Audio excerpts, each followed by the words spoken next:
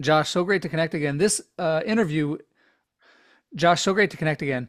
This interview is a little different than, well, the vast majority of interviews I've done, and basically every interview, in that this is a follow-up to a previous interview that we did. So, for those who are interested, uh, if you like this conversation, you're going to love the previous conversation that I had with Josh. Episode 99. So, right before the century mark. That goes back a little bit. That was Oh back man. in 2023. And just, I thought it was fascinating. I've listened to the episode multiple times to hear your journey and your insight. You're a writer, you're a thinker, you're an academic, but you're a farmer. And anyway, if you like this interview, go back and listen to the previous one. But this is a follow up to that because a lot's changed in your world since our first interview, and so we both thought it would be fun to do another one. I want to hear what you're up to, and then we also were able to get together this last summer in Idaho, and you took me to the farm. Now, I grew up in Idaho. I grew up in Idaho Falls, surrounded by farms. And I never really ever set foot on an actual like functioning farm until this last summer. So I thought we could talk about that a little bit and then hear what you're up to. So with that long intro, welcome back to Mickles and Dimes, Josh. Hey, thank you, Nate. I have a lot of Nates in my life, as we'll learn in this podcast, but you're one of my favorites. I'm so stoked to be here once again. And since you brought up Idaho, I mean, I'd be remiss if I didn't say congratulations to the new mayor of Idaho Falls, best small city in America, at least my opinion. I'm there every day, so I truly appreciate it.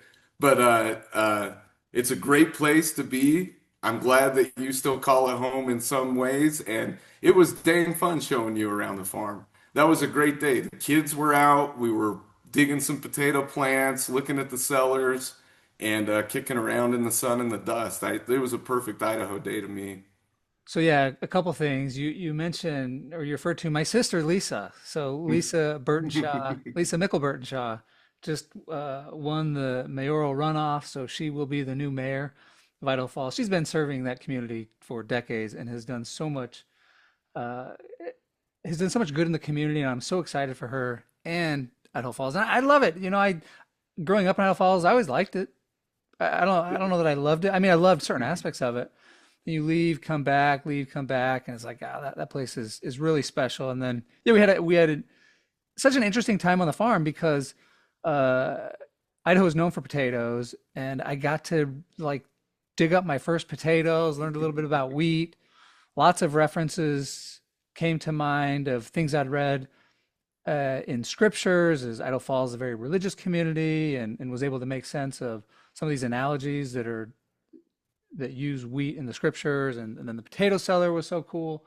Size of a football field. We're standing on top of all these potatoes, had the kids out there. So yeah, it was a very special day this summer that we were able to get together. Oh, it was awesome to share that with you. And I mean, you touched on it. The farm as metaphor, the farm as analog, the farm as a teaching device. That's been around as long as humans have been around. I love getting to live in the middle of it. It brings lessons of wisdom every time that you're out there. You can connect to the natural world too. I know that a lot of our conversation in academia right now, and even just Gen Z kids saying that they need to touch grass, right? Mhm. Like there's been a disconnect there. So anytime we get to reconnect with it, it's powerful. And that's one of the things that first drew me to your writing was your ability to describe a childhood I knew kind of vicariously, this life on the farm. Though I didn't Yeah. experience it. My dad was an attorney. He was an attorney for mostly farmers, and the community was full of farmers. And you had your writing was always able and is always able to draw on the experiences and lessons you learned from the farm, and then incorporate them into experiences that we can all relate to.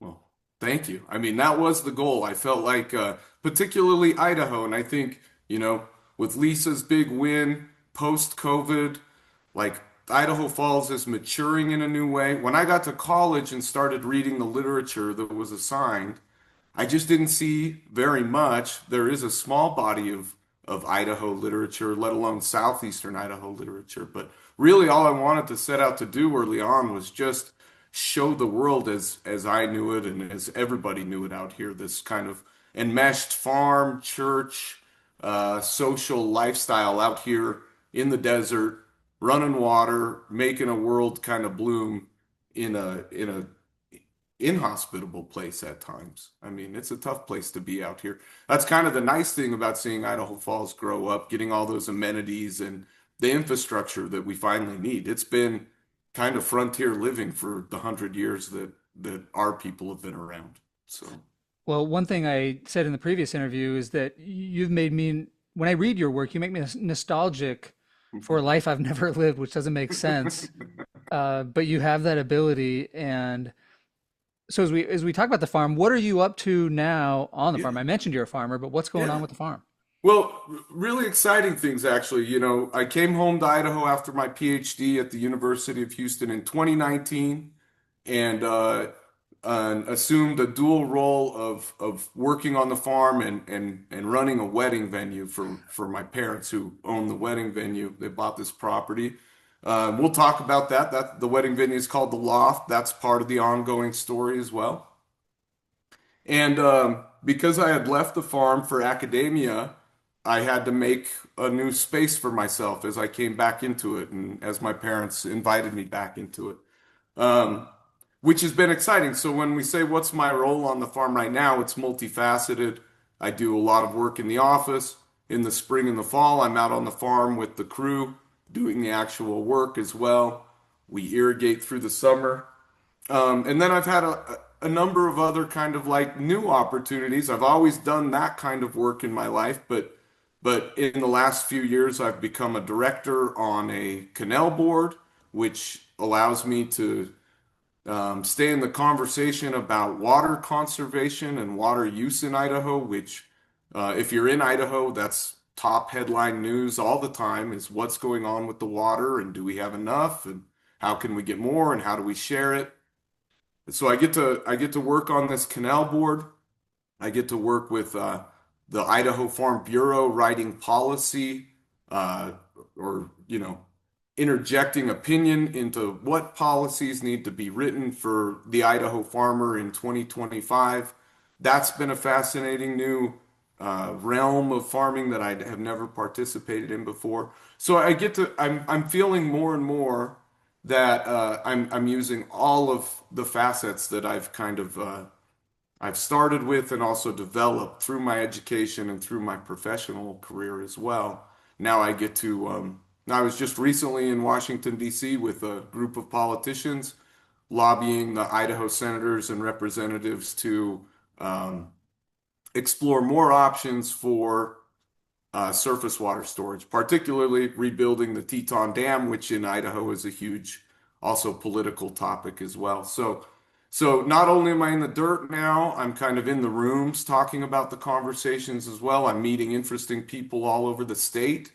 Farming is hard because you have to stay tied to your little stamp of ground and care for it again and again and again. So you know your immediate neighbors and you know your community. And these opportunities are introducing me to more people and hearing more voices, and of course, giving me more ideas for books as I write the books too. I have three big projects that I'll tell you about today, and they're kind of all spaced out in what I can attend to with the time that I have. But there is the least developed book and the one I'm probably most excited about for that reason. It's just living in my imagination right now is a novel just about Idaho water and every person's kind of connection to it. And being on the canal board is helping me kind of develop a plot that would be fun to write out, but have all these canals and lakes and reservoirs and the snowpack, all a character in this little Idaho community too.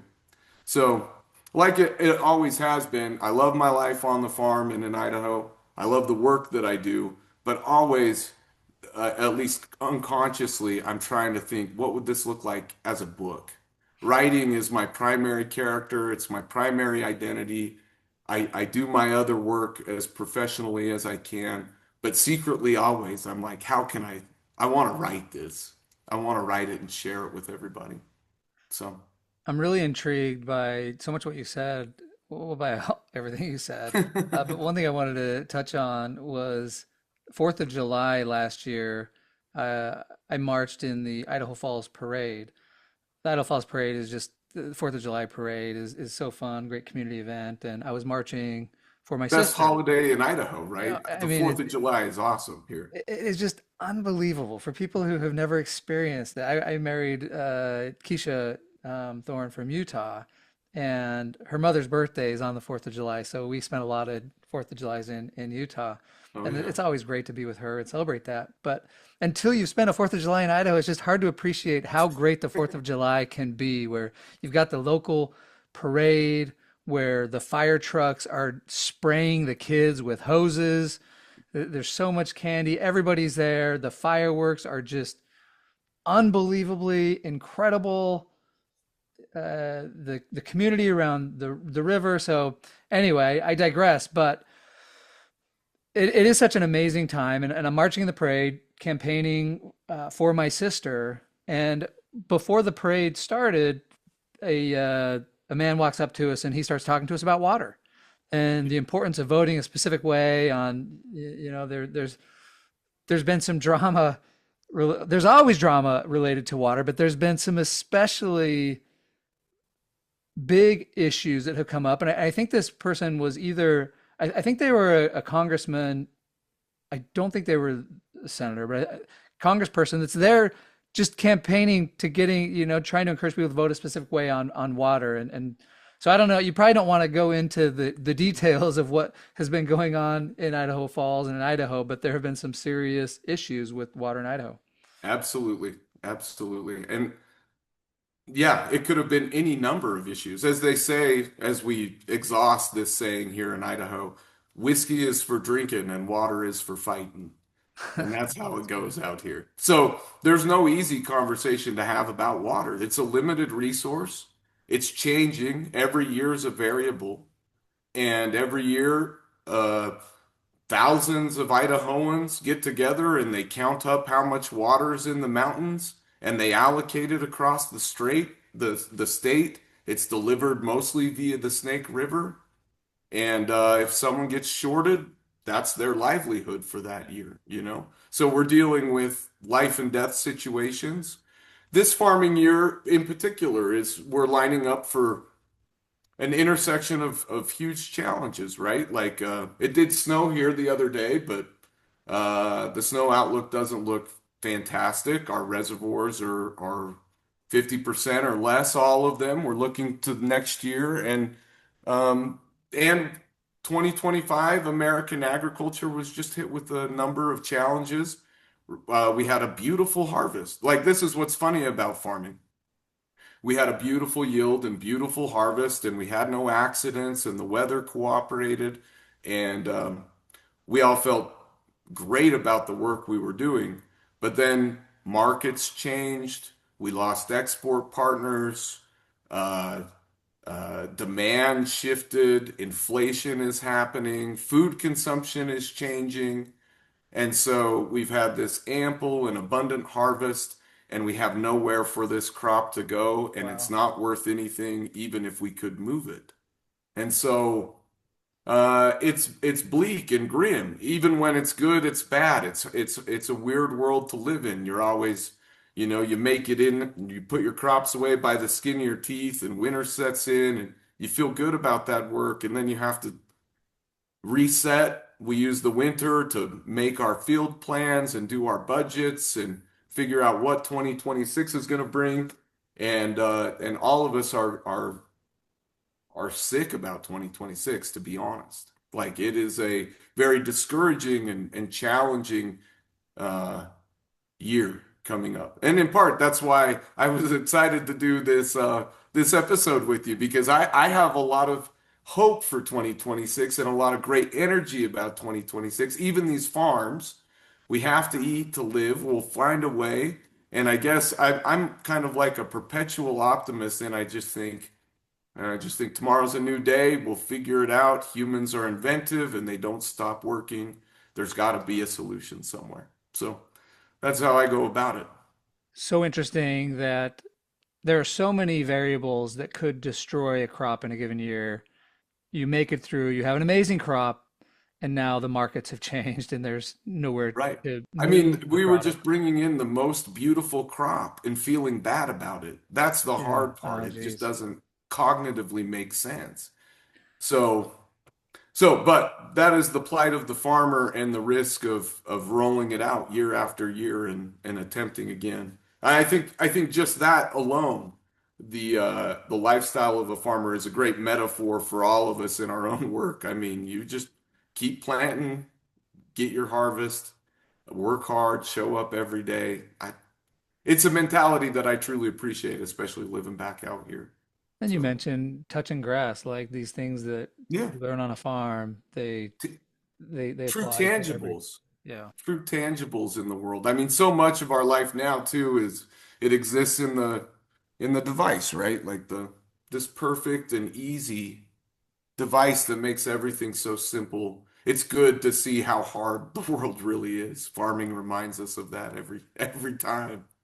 So, This is a tangent, but I've yeah. been re-listening to Lord of the Rings, and Frodo's constantly feeling tempted to put on the ring, and he just can't control it sometimes. And I was walking into my office the other day, and I just pulled out my phone. I was like, "What am I doing? I have no re There was no reason to pull out my phone." I was like, "Oh my gosh!" Like the Ring of Power is in my pocket. Yeah. They're trying to control me. It's Silicon so it's Valley. so it's so funny this device now and when someone gets it out, this is work now. Like you just Yeah. that's the work. And you're like, no, life used to be much different. And I know I'm sounding like an old a Luddite right now. I think every generation fears the new technology, but I think one thing that I've appreciated, I've had kids late. One of our moves out to the farm was we just want to be part of the natural, real world, and we're lucky enough to get to do that. I know too that part of this conversation is the real world has disappeared for so much of humanity. We live cloistered and we live in the devices and so we need that tether, but it's harder and harder, I think. And that's why it was so special just taking the family out to the farm in the summer. It's a little thing. I think my kids will remember it because it was different than what we're used to, but you just get Yeah. outside and you see how food is made and how food is stored. And so some of these crops you have, I imagine some store better than others. So how long can you store the wheat? Yeah. How long can you store the potatoes? Yeah, so grains are a little more forgiving. You can keep those in the bin for years and try to play the market, but potatoes are like a berry. They're a perishable crop. You have 1 year to get them gone. So, and the markets are all different. They're unconnected. So the potato market stands alone and the grain market stands alone and Mm. the hay market stands alone. So you gotta be creative with every element in your operation and try to and like usually the formula is you do three or four different things on a farm in any given year one of those might be your kind of like premium producer that carries the rest. Okay. And farming hasn't been easy for a long time. So, but this is the type of year where there is no winner. We are struggling across the board, all commodities. Even the one commodity that was holding up strong, and you'll appreciate this in Kansas, was beef cattle. Mm. And then just recently we had some import news and presidential kind of reports that tanked the beef market for a little while too. So nothing's safe this year, it feels like either. And always the hardest part about food and being in the food supply is people are going without it. We Yeah. have it in Yeah. excess. That's the hard part of being in the civilized world right now is we have so much of everything and yet so many people are going without too. You would think as humans we could figure that out sooner or later. Yeah, that's tragic. Yeah. To this point, this year we gave away potatoes out the cellar. We just had a big pile of giveaway potatoes, and I bet people came and got 5,000 pounds of potatoes from us just on the side of the road. Wow. It's that kind of year. So a tough one, but we will persist. What else can we do? What's really interesting too is this. experience you've had where you grew up working on the farm and being more of a laborer, and now you're transitioning into management, getting involved in policy. And I bet that's a really cool experience to see a different part of the life cycle. I'm really proud of it, and it feels like a realm because I spent much of my time in academia and education and writing. It's a good place for me to feel like a novice still. I come to these meetings and I know there are better farmers in the room. There are people who have cared about these concepts and problems like in real time for 20 or 30 years. So I get to be a student again when I go to these groups and I just try to, offer my best insight. I'm being invited there for a reason. Sometimes I don't know why, but I try to add value wherever I can and participate. And it does feel good though. It feels like maybe I'm contributing in a part of the industry that that suits my skill set. And I imagine it's also really interesting to cross paths with all these different community members. We got to know each other because my brother Ryan was an attorney. Mhm. My brother and my father did some legal work for your family, and so they were the ones that told me about you. And my father passed away, and my brother left the firm and went to go work for a company that is in farming now. So now occasionally it sounds like you interact with him sometimes Oh in yeah. a In totally fact, different domain than how you originally met, as he's representing the farmer now. yeah. In fact, I think the last time I saw your brother Ryan was at a water meeting. Yeah, I'm pretty sure. yeah, that's So great. yeah, no, it's all enmeshed, right? Especially this community out here in Idaho too. You're working together, you're involved in the small town politics together, the small town sports, the high school sports, all of that is a very rich tapestry here. Church together, and it all gets complicated because we're a small group of people Yeah. too. But we do share like all the elements of life with each other, which is cool. Okay, so you've got the farm. Anything else you Mhm. want to share about the farm before we move on to other topics? No, in fact, I think no. Well, the farm will be here to talk about again. We'll So dig more holes, I promise. you come back from Houston to partially work on a farm, which had been calling you back time and Hmm. again, but you also had this opportunity to start your company, Foster Lit. Yeah. And so, what updates can you provide on Foster Lit? Oh, well, Foster Lit, where I was thinking, if you don't mind, let's parallel the farm and loft really quick and Foster Lit because they all roll together right there. Um, Yeah, this is your which story, man. which well, what I was thinking about was when in talking about this community, add the added layer of then running an events venue in this community as well, where marriage is happening quickly all the time. We marry young out here, and we did a lot of weddings that were like 3 month turnaround from engagement to the big Oh day, yeah. which was a shocker for Georgia, who comes from coastal Alabama and definitely not from this culture out here. So, but yeah, my other professional realm has been running weddings for 7 years. And when Georgia and I moved back to Idaho, we were unmarried and she had 2 kids. And what we were looking for was an opportunity to stay together as kind of a blended family. Um, and my parents, who are local business people and capitalists and farmers, they had this opportunity to buy this property, this old log wedding venue, a big grand hall with a kitchen, and then in the basement of it all was an apartment that we could live in. And so Georgia and I brought her 2 kids and we moved up here. And that was the year 2019. We were in academia as doctors, as good writers, agented writers, credentialed writers, and we were on a track. And in order to keep that family unit together, we decided that the only way to do that was to go independent. And so 2019, 2020, we went independent. and we thought, how are we going to do this? We ended up starting this company, Foster Literary, in the basement of the loft in 2021 to publish our own books. And uh, someone who will come up a little bit later, Nate Bozong, he was also there encouraging us and stoking us to get this thing going. We've been talking about it a while, and so we finally just pulled the trigger and did it in 2021. In 2022, we published my first book and Georgia Pearle's first book, Georgia Pearle being my wife, my co-editor, my partner. Well, shoot, the year 2021, when we started Foster Lit, was the year we got married, too. So all of this stuff starts coming together, right? So then we have a child and then another child, and all of that leads us to um, having to make a decision with my parents about the loft. What are we going to do here about this business? Are we going to live here forever?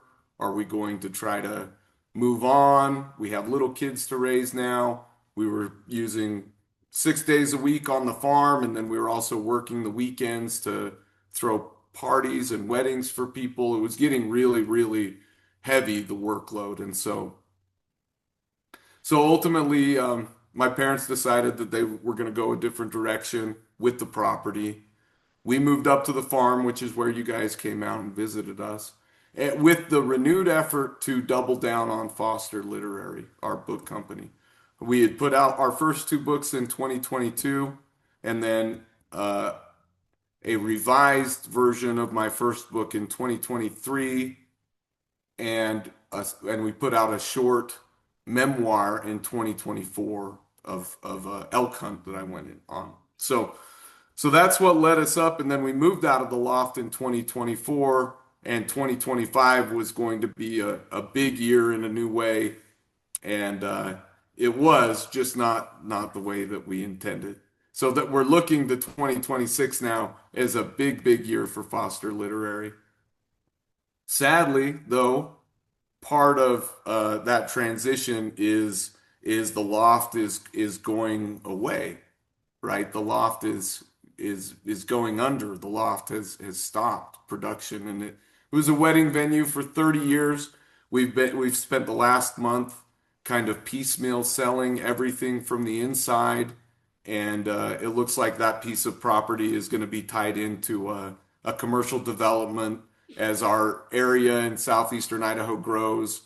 They need stores and infrastructures and medical offices. And sadly, this place that was built on love and built on family and built on coming together around new life and a new love, we're dismantling it and we're taking it apart. And that too has been part of my story in Idaho, and part of my artistic journey too. Uh, is that I often end up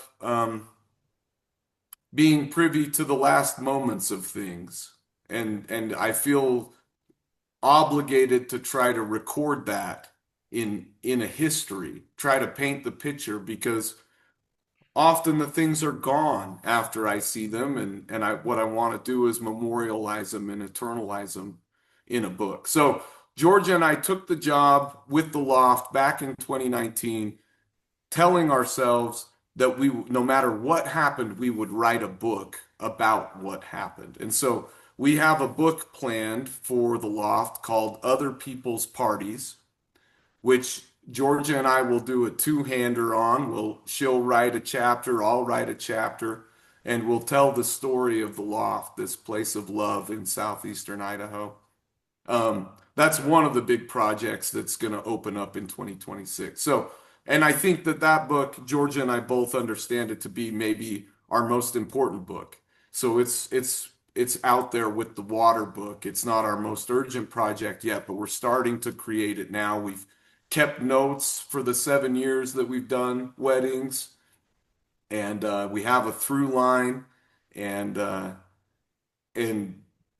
we want to write that love story. That'll be a book of love, and we're super excited about that. So even though the Loft is changing, and just like you know, the favorite cow living in your backyard that you got to go take to the butcher. That's kind of what it feels like right now Mm. is we've worked this thing so long and loved it, and now we have to harvest it too. It's always the sad part for me about living out in this world. But we are going to package it and make it something beautiful that lasts forever. And it wasn't So, entirely other people's parties, right? Because you had a party there yourself. oh yeah, I mean, the loft is so ingrained, right? Georgia and I got married there during COVID. There were 7 people present, and we did a remote wedding. Um, I had just broke my Achilles tendon, so I was on a scooter with a cast. And I mean, we got married the first day of 2021, and we had our son Jenkins the last day of 2021. The loft Wow. was like a portal, like a speed run into commitment. And so, yeah, all of that will be in the book. I mean, not to mention, I taught Jenkins how to ride his bike upstairs on the dance floor, right, in the winter. So we have this beautiful garden, and um, it's been tough because I've spent the last month and a half just, I loved that property and worked on it and cared for it, and now I'm undoing all of my work, and it'll be an interesting place for a narrative in the book. I think it's almost like it's almost like losing a partner in a relationship, honestly, where you have to grieve it just like any other person that you've been connected to. And are there expectations around what the loft will become? Gas station, truck stop, restaurant, office buildings? I mean, it's going to tie into 100 acres behind it, and the loft was great because of its access right off the highway, right by a major road. So, like that song from the '90s about tearing down paradise and putting up a parking Yeah. lot. Yeah. Sadly, I think is the way that this goes, which is why it's all the more urgent to write the book to tell the story of what used to be here and what it used to mean, because likely it'll be a turnaround or a gas station or a drive-through quick food service. And there's just more meaning to it there than what that will look like. So, What's the equivalent if walls could talk for, raw ground for yeah, build for yeah. office buildings No, that, totally, that get torn totally. down? So it was in the basement of the loft. Nate Bozong was living with us there in 2021. And Georgia and I were like, and I'd been writing a book about Nate the whole time I was in Houston. I've been working on this big novel that has taken a lot of twists and turns. I started it back in 2014, but it was Nate Bozong that was like, go for it, go for it, go for it. Just do it. You'll figure out a way. And I remember it was in that dark winter that Georgia came up with our logo, and we just started going for it, and we haven't stopped ever since. It's been challenging, just like farming has, in that you've got to solve all your own problems. You can probably relate to that with the podcast. You literally have to do every element of the work and marketing and all of that. But um, still, that core gem that you're searching for all the time is still there. For us, it's always just making the new project. So, So you mentioned Nate Bozung. Is yeah. now a good time to Yeah. provide some backstory on Nate for those who are listening for the first time and get us up to speed? Oh yeah. So Nate Bozong is a incredible character. He's a first cousin of mine.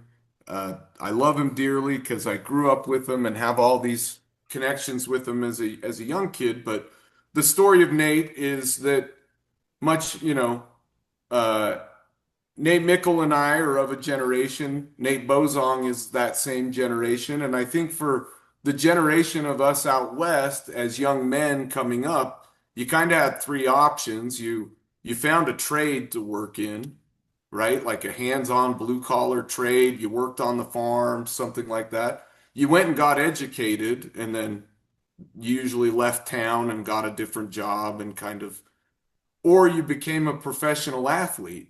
These were our 3 options. as young men in the 90s trying to figure out, well, who am I going to be in the world?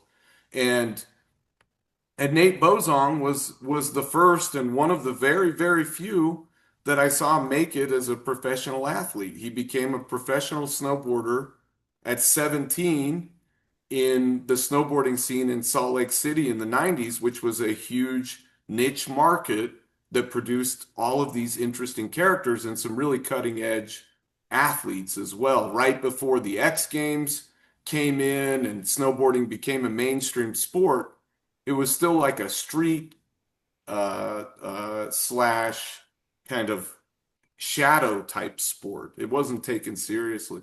Nate came in and really brought some interesting style and some loud character to it. And through the 90s and the aughts, he was he was a staple in snowboarding videos, snowboarding magazines, and snowboarding apparel, which is where he ended up making a lot of money as a brand ambassador for a few different brands. I mean, at one point he said that he was sponsored from his head to his toes. Like he had sponsors for from shoes on up to goggles and every piece of article in between. And Nate is a charismatic guy. He's easy to like when you meet him in person. He's enigmatic when you see him from afar. He's kind of an untouchable guy that way. But he lights up a room, he makes everybody feel good. And so as a young man, he started traveling around and just making all these connections everywhere. Um, I started writing about him when I was in grad school because I had lost touch with him for about a decade. Along with all of that fame and fortune came some addiction, and Nate and alcohol got to know each other very well, and they stayed in a relationship for a long time too. And when he did that, uh, that was a, you know, I'm going back in time to talk about it, but that when Nate, you know, chose not to go on a mission and he was famous and world traveling, he kind of lost track of all the family as well. He was kind of out on his own.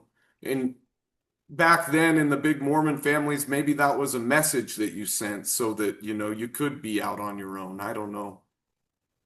But I'd lost track of him, and social media brought us back together. Nate's also kind of, he's always been an example to me on social media. He's always been one of the first people I see take the leap and figure it out. He's a very savvy guy. So when I finally got on social media in the aughts, I found Nate there and reconnected with him. And he was living a lifestyle like I had never seen, you know, living in New York City, hobnobbing with all of these actors and fancy people and just different than the farm life. And so when I finally reconnected with him in person in 2011, well, I wrote an essay about it, and that essay got published and got some nice attention and got awarded some things. And then an agent read it, and this agent contacted me. So this would have been in like 2013 and said, "Man, we need a book about Nate Bozong. We have to have one, and this would make a great movie." And so I went all in on it, and I started writing this long novel um, about Nate. At the time, he was hitting his first stretch of sobriety. He was in rehab in Utah, finally back again. Um, and it was tough because his addiction and the way that industry works, he made a lot and he lost a lot really quickly. And I think that's also one of his really interesting character traits is he's not scared to lose. Like he can huck off a cliff, he can ride a snowboard down 10 flights of stairs, I'm exaggerating, off a roof, and he doesn't fear what happens. He only decides that he's going to stick it, that he's going to make it. And so loss, he has a different relationship with loss than most people. So that's what the book was about, and I spent 4 years writing it, 5 years writing it in Houston, and as these projects go, it got derailed. Things changed. I think one of the harder things about choosing what I write about is that we're dealing with real people, real lives. They're not characters that you can force into boxes and make them do things. And so by the time I got done with that book, um, the world was different. I marketed it and it didn't catch, and that was in part when I moved back to Idaho with Georgia too. So Nate went on with his life, and he ended up staying in Utah for a while, living with his mom, who is my aunt, who I cared for dearly. And uh, we started Foster Lit, and Nate was going hard on his own fashion line and his own kind of like one-off independent type one-man army in the world, starting with nothing again. Um, and that's in that realm he lost his mother, which was a critical loss to him. This was the biggest loss of his life. And for a guy who has a different relationship with loss, this was catastrophic too. So that's the first time Nate came up and lived with us. He lived with us in 2021, and it was a great winter, and we all worked through some tough stuff. Uh, then Nate left and he went working, and he went kind of walkabout for a while. He went up to Montana, went down to Utah, and for the last couple of years, he was living in like a yurt, in a camping yurt on the side of a mountain in Park City, working for a ranch uh, as a ranch hand, just making it work with him and his dog. And this incredible thing happened. I mean, Nate is like I've said, a magnetic and charismatic guy. Lots of people watch him. He's got a big social media platform. A couple of old snowboarder filmographers, Ian Rigby and Per Hampus, decided that they wanted to make a full-length feature about snowboarding. Then these guys had grown up loving and I mean watching with what's the right word with I mean, we were all just, Nate was just the biggest guy in the industry back then. And so we all watched him very closely. Now, these guys had come up in the industry. Now they're in Hollywood making commercial films and other films, and they wanted to make their own independent film. And so they came up with a script for just Nate about a narrative after his mother passes away. And it's a great movie. This was one of the things that kind of came into being in 2025, seemingly out of the ether, and now in 2026 it's going to be out there in the world. But they wrote this movie for Nate. They went and got Nate off the ranch, off the mountain, and they shot an entire movie in like 18 days. It's set in Utah and Idaho. It's called Bozrec, and it follows Nate and his dog as they process the biggest loss of Nate's life.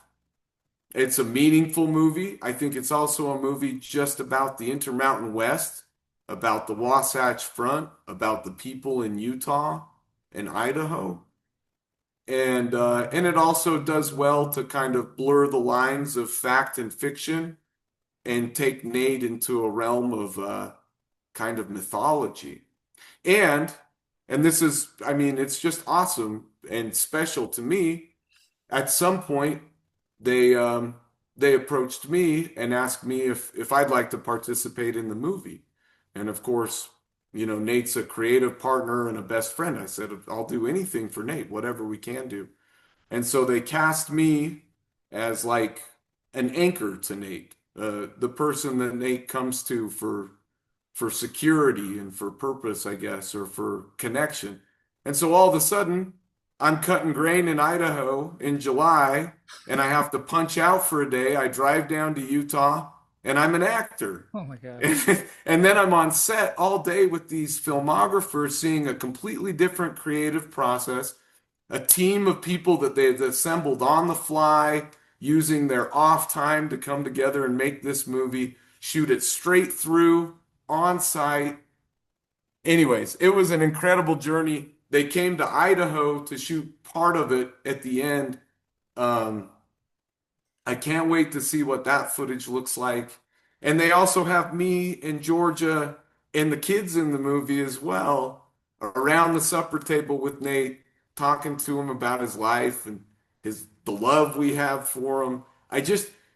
It's really crazy because I was involved in 2 days of shooting and I got to see the script and stay in touch with Nate as all of it happened. But the movie is out there right now. They've got it submitted to a few of the early um, movie contests, what the festivals, right? So they're out there marketing it, and part of the hope of 2026 is that something cool could happen for Nate and these filmmakers through this movie, uh, and get a new kind of narrative out there. I haven't seen the whole movie start to finish, so I don't know what it's gonna be, but I know enough and I've seen enough to know that there's something really special happening here, and I feel just super stoked to be part of it. Apart from that, early 2025, I decided, well, what's my project for this year?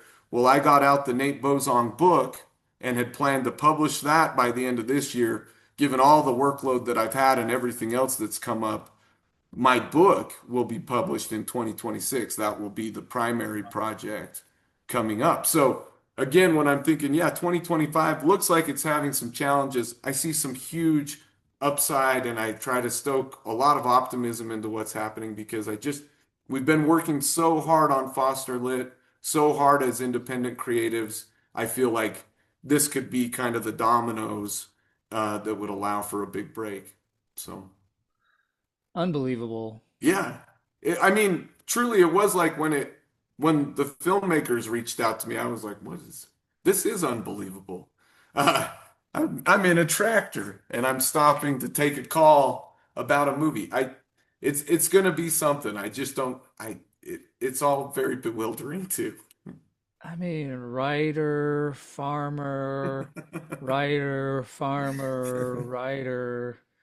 wedding, chapel, Yeah. farmer, actor. So when do you expect to be able to see the whole movie? I think we'll see it here shortly, right? The guys, Per and Ian, got it together. A lot of the early festivals have December timelines, December, January, February, and then I mean, everybody's got their fingers crossed that this movie could make it into one of the festivals, Yeah. one of the shows, and then we would all go down and watch it together for the first time. It would be really, I mean, it would be so incredible. Nate has a long history with Park City.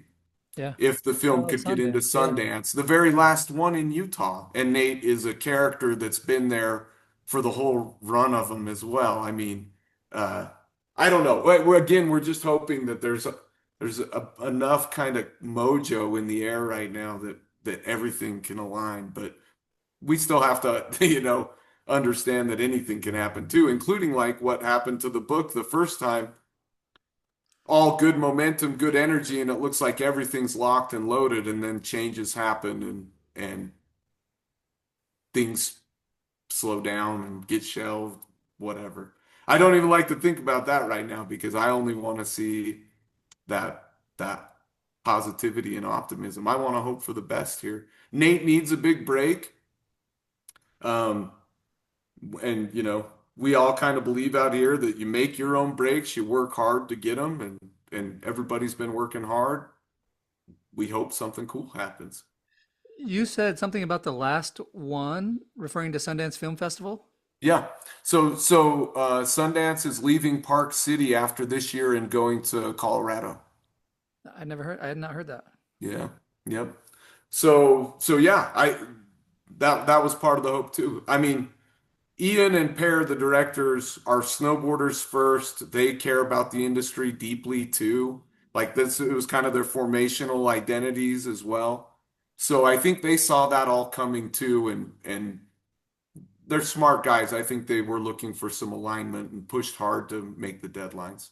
And they're guys of our age too. That was also something very fun. It's an elder millennial kind of Gen Y group putting this together. It has a different feel, a different look. Uh, yeah, I can't wait. After this, I'll send you a little clip. They sent me one clip. I'll send you a clip I and can't so you can see wait. what it's like. Yeah. I feel like I've known Nate since, well, 2011 when you started writing about him. Yeah. And Yeah. I've not met him, but that your essay, Bring on the Spins, is just one of my most favorite pieces I've ever read about Nate, about your experience going to New York and reconnecting with him. An amazing title, Bozrec, Yeah. multi-layered, so many meanings, Yep. amazing for the snowboarder, for the challenges he's been through with addiction, with his mom. I'm assuming the film touches on some of his snowboarding life, though it focuses on kind of life after snowboarding. Is that what you're saying? Yeah, I think it does a good job educating who Nate was in his pinnacle of snowboarddom. But the filmmakers, Ian and Pear, they were so funny. Pear told me one time, he said, I think we've made a snowboarding film here and there's hardly any snowboarding. And and I was like, man, I when I saw what they were up to, I said, Pear, I've tried for so long to write this novel, and I tried to write a novel that felt like a movie. But seeing what they did, they I think they took this movie and they made it feel like a novel. It's enigmatic. So you get the education of who Nate was, you catch him up to who Nate is today, and then really it's almost like a survival narrative in that in that you're just watching Nate go day to day trying to figure out, and I'm trying not to spoil Yeah, everything yeah. here. He's on a search and a journey, but really it's about survival in the wilderness and grit and that kind of inner tenacity. And so yeah, you see him snowboard one time in the movie in real time. I'm not going to say where or on what, but it'll be a cool scene, and really it's about the character of a snowboarder and the identity of a snowboarder more than it is about the act of snowboarding. And I'm that'll come through in what we're seeing. I truly can't wait. It's gonna and the stories that go along with how the movie got made.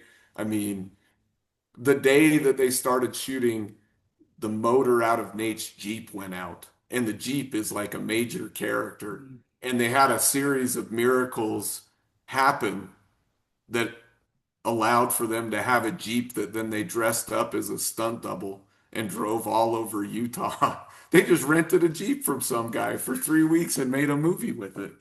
I mean, there's so much magical stuff that happened that I just keep retaining as much hope as possible that everything will come together. That now people will like it, they'll want to see it, they'll feel connected to it, and Nate will get some some good news coming back to him.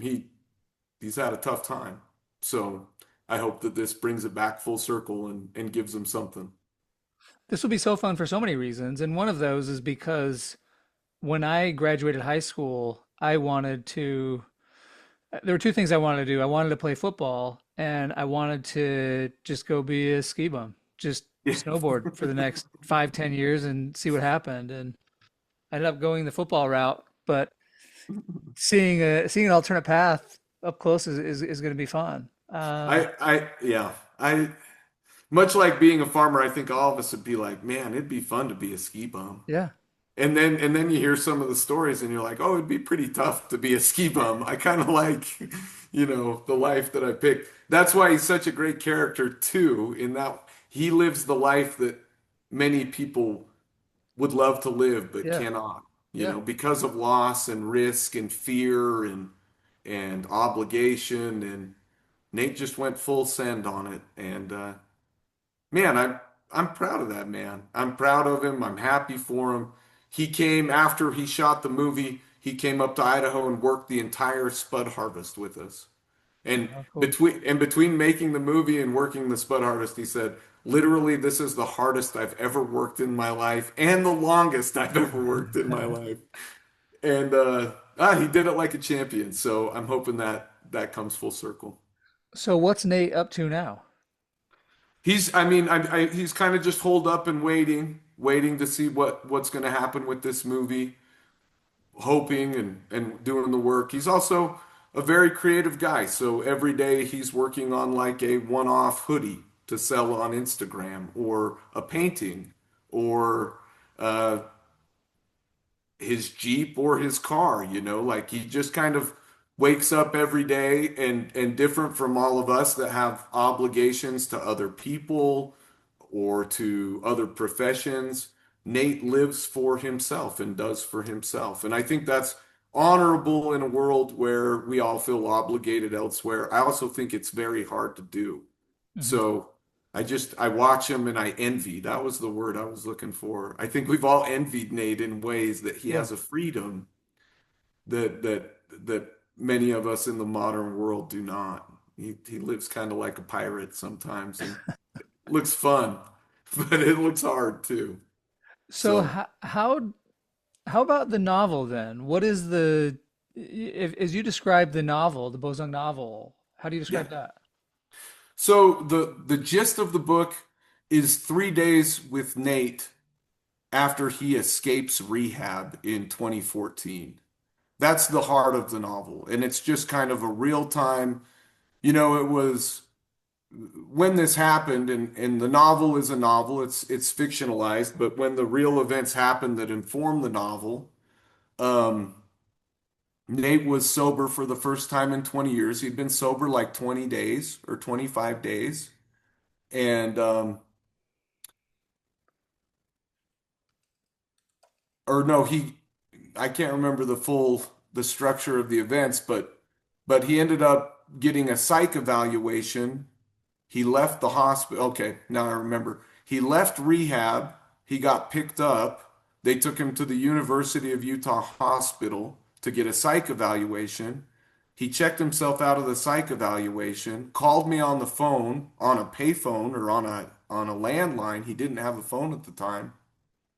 And he said, "Josh, I need can you come help me? Can I get a ride from you? My mom's looking for me. My lawyer's looking for me. My accountant's looking for me. I need to go see the woman that I love. And I'm sober for the first time." It was just all of this precarious, fraught timing. It was like a January, and I was able to just go down to Utah. But he didn't have a phone. He was just laying low and hiding out from everybody. So I ended up finding him at the snowboard shop. I just left work, drove down to Utah, couldn't find him at his house, couldn't find him around. I went to the snowboard shop and he was hanging out in the back of the snowboard shop. Um, and so we loaded up and we had 3 days where I was with him. It was an intense 3 days.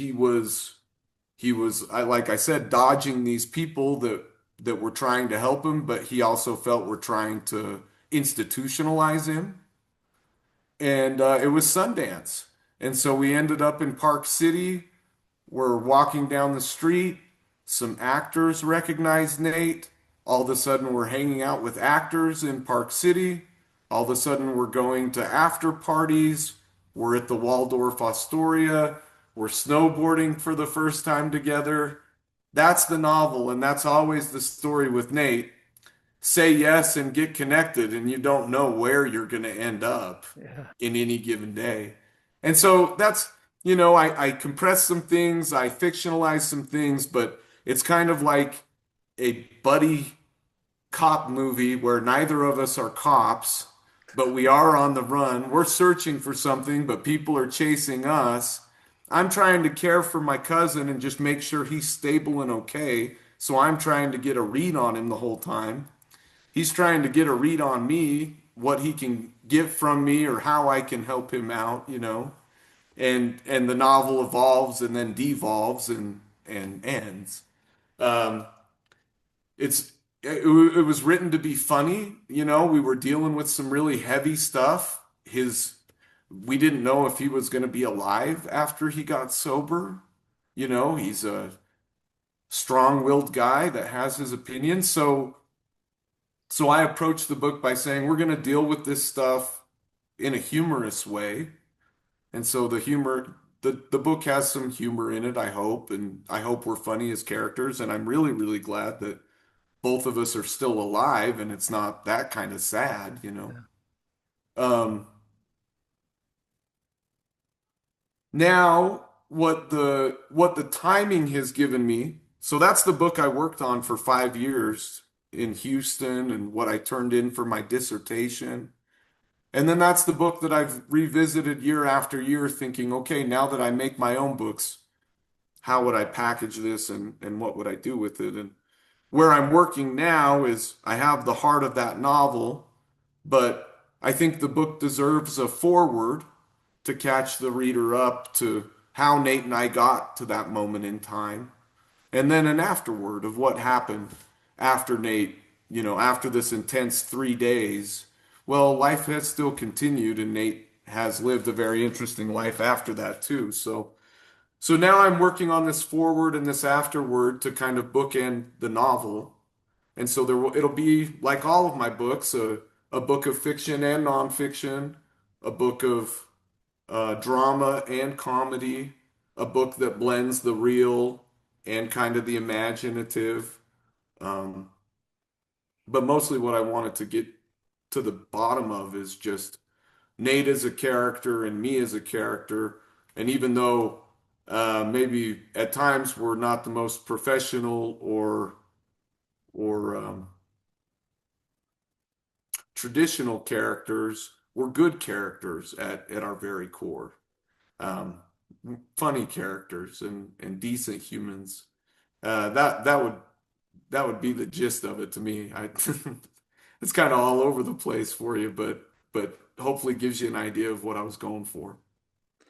How interesting to be able to work on this novel that you wrote during your PhD that you started over a decade ago, and to be able to now work on the forward, the afterward. If I remember right, the afterward includes you helping Nate get out of a country because he didn't have documents. And Yeah. I mean, I'm sure there are a lot of stories in that Oh forward and man, so afterward. many, so many. And the where the book will end right now is right when the movie starts getting shot, right? Because this is a moment, again, the agent, Nate, part of the reason I set out on the journey of writing the book for Nate was like I could see the sponsors and the partnerships and everything failing. His mom was sick with cancer even when I started back writing it in 2014, 2013. I just thought, man, we need something for Nate here. We need something.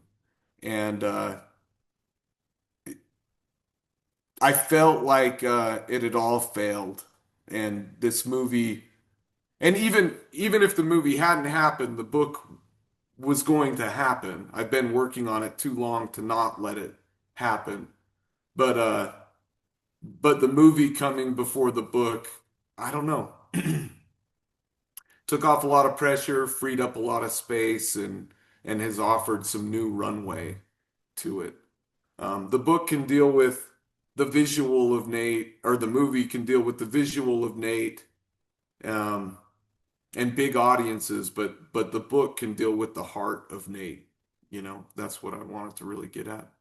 And what it means to be family. Because that's what it's all about too. I love Nate as a snowboarder, but I love him a lot more as my cousin and as my best friend.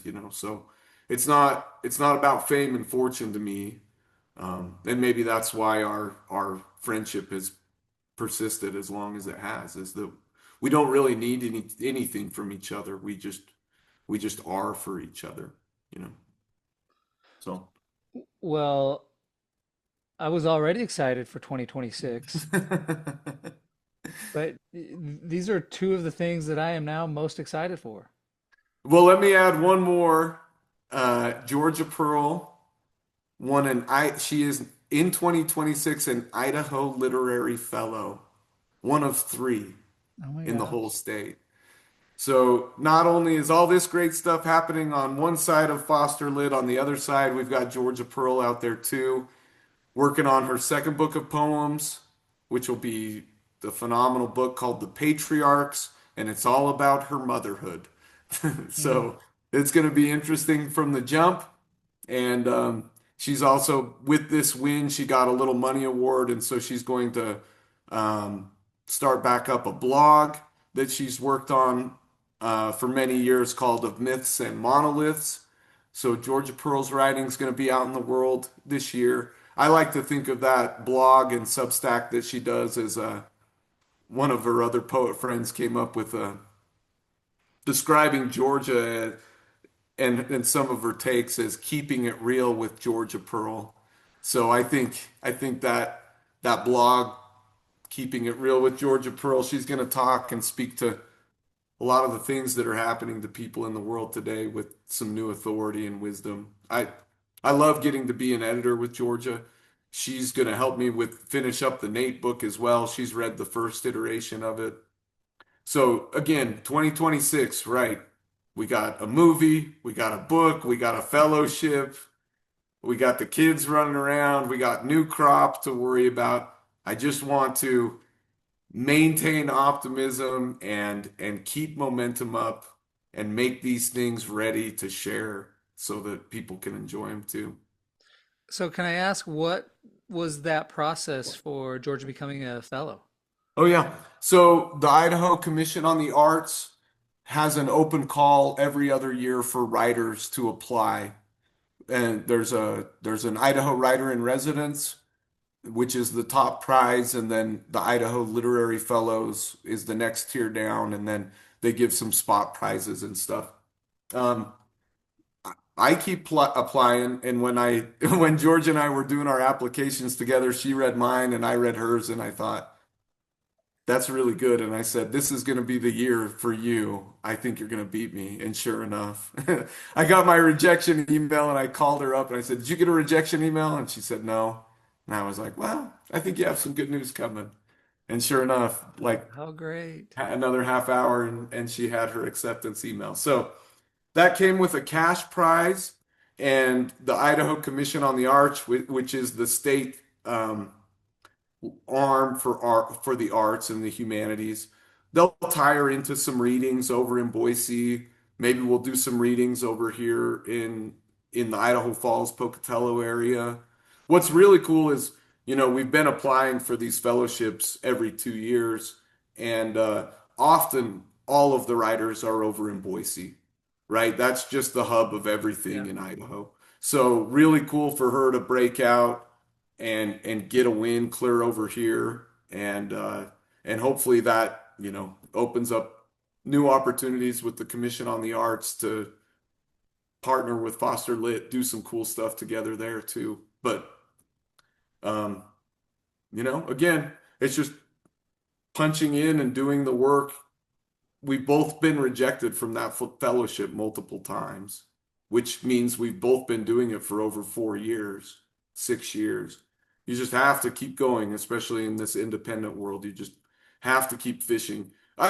One of the amazing things to me was with the movie, when they came to me and asked if I would want to participate, they had found your podcast and an interview I had done with East Idaho News about my second book. And when I did those things, total leap of faith, right? These moves are scary. We Yeah. make our own news and we push out there in the world and we try to establish things. We don't know what's going to come of them. Those audio files have been floating around the internet. I wasn't thinking of them when the movie guys called me to say, "Hey, we found you on the internet and we really like how you sound and we think you'd be perfect for this role. Can we send you the script and we look at it?" Man, Wow. the days that it happens when you put yourself out there and no one comes or no one responds, you think, "Why am I doing this? And is it doing any good or what will come of it at all?" And I have to remind myself, I just have to show up and do. and more opportunities will come. And I just love the unexpectedness. Now I'm drawing a blank on the word I want, but there's just no knowing where this goes with you, with Nate, with Georgia. Georgia, growing up in Alabama, I Yeah. think you described her, she was a self-described radical feminist Oh, yeah. and is now living in conservative Southeast Idaho on a farm. Who could have ever predicted that for Georgia, becoming an Right. Idaho fellow? This is wild. It's it's cool. That's why we just have to keep creating and keep doing. I mean, we just don't know. So we make our own, we open our own doors, we make our own news, and we keep going. And your podcast, part of that. I feel like I'm part of a consortium of independents here. We're all pushing out there and trying. We're adding voice. We're trying to, say things that matter to us and that might matter to other people. We never know who it will hit, but I'm glad that we've done it. Well, this was amazing. I love the update. I love the additional insight. I can't wait to read the novel, to watch the movie. You've got the other projects, the Idaho Water. I would love to read that. Other people's parties. Can't wait to read that. That's gonna be good. Oh. Any final things you'd just like to say as we wrap up here, Josh? No, I'll just forever be grateful. The thing that keeps me going is that everybody else keeps going. So in 2026, I guess if there's any words to impart, it's just keep going, keep doing you, being your best self, and bringing good things to the world. We need it all. We need it all. And um, I feel lucky that sometimes I get to hear that I've inspired somebody or encouraged somebody or given somebody permission. And I would just say that's happening for all of us all the time. We're in the water together. Let's be good to each other and help each other and put our best values forward, even in a world that might be opaque or confusing or challenging or downright violent and unfair. I think there's still room to try to find goodness and generosity and share it through the art, share it through our personal connections and be better. And so I guess that's what I'm going to try to do in 2026. Hey, man, love it. Okay. It's out there Thanks, forever dude. now. Okay. Take care, Nate. Appreciate it, man.